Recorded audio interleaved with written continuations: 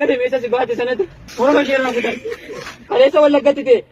Iyyeen madin arras immoo salaaleetti ta'e. Boori immoo takaan haadha kodhaa wayii saadha kedha hin beekuun wanta hin beekuun qabu. Naati kee gudeedha maarti. Suusii hiriiraa tokko illee hin qabnu. Haadha kaleessa kade meeshaa si baate sanatti morma ishee irraa kutan. Kaleessa wallaggatti ta'e.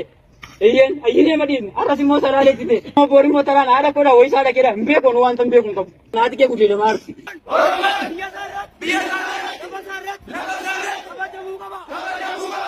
Jawaar yaada isaa akka taanti qindeessinee jirra.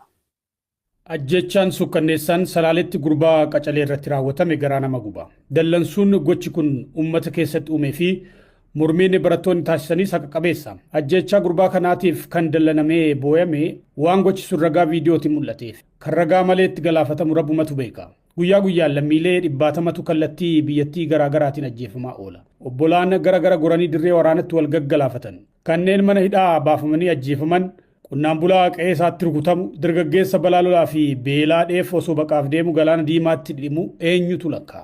Dhumaatii ilmaan biyyaa kana maraaf sababi ijoon wal waraansa biyyattii goolaa jirudha. Wal waraansi naannolee garaagaraa unkuraa jiran kun akka dhoyanii fi ammas itti fufaniif ammoo adda dureen kan itti gaafatamu murnaan gorra jirudha. Rakkoo siyaasaa biyyattii karaa siyaasaatiin furuu diduutu wal waraansatti nu geesse. Wal waraansa biyyattii kallattii maraan goolaa jirutu lubbuun lammiilee harka humnoota garaagaraan akka gaaga'amu haala mijeesse. Gaafuma dura jijjiiramni dhufu balaan kun dhufuu akka malu sodaachuudhaan hanqisuuf waywaanne. Carraa argame fayyadamuun marii fi waliigaltee qaamota siyaasaa biyyattii gidduutti taasifamuun siyaasa biyyattii tasgabbeessuun barbaachisaa akka ta'e amansiisuu yaalle. Ce'umsi karoora waloo roodmaappiidhaan masakamuu qaba gaafa jennu deebiin mariin homaatuun barbaachisu anatu siin ce'isa kan jedhu ta'e.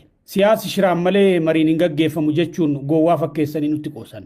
Mooraa siyaasaa Oromoo waltaasiif na gaafa jennee carraaqnu aangoo nurraa fudhachuu hedduu jedhanii guuza nutti yaammatan. Ilaalchi farra sabootaa miidiyaa mootummaa akka dhuunfatu taasisan. Murna Tigraay ka aangoorraa buufamee baqate araarsinee siyaasa giddugalaatti deebisuu wayya jennaan humnaan caccabsinee jilbiiffachiifna jedhan. Waliigalatti sirni dimokiraatawaa dantaa fi mirga ummatootaa hundaa tiksu marii fi waliigalteen ijaaruu wayya jennaan sirna abbaa irree olaantummaa namtokkee ijaaruu filachuun daandii siyaasaa dhiphisan. Marii mannaa hidhaa fi ajjeechatti gatta'an. Ka aangoo harkaa baatee rifatee kaasee hanga kan dhiigaa fi lafee isaatiin jijjiirama fidee aangootti isaan baasetti diinoomsuudhaan qawwee kaasan. Bu'aan daandii isaan filatanis laamsha'uu sirna mootummaa fi kufaatii dinagdee amma agarru kana fide. Akka dhaadatan sirna abbaa irree warra isaan morman mara burkuteessee lammiilee cufaa harka kennachiisee to'achuuf dandeessu uumuun hafee lafaa fi uummati population and territory to'annoo mootummaa jala jiru guyyaa guyyaan sun tuuraa deeme. Jalqaba dogoggoruu waan tokko. Hawwii daangaa dabree fi hanqina muuxannootu dogoggora saniif saaxile jechuun ni danda'ama ta'a. Dogoggora jalqabaarraa barachuu dadhabuun daandii mabadii kaleessarra duduunfatanii deemuun garuu maraatummaadha. Dhaabbachuu lola Tigraay booda carraa uumame fayyadamuudhaan biyyattii daandii araaratti deebisuu mannaa afaaniin nagaa lallabaa gochaan lola xiichuutti cichan.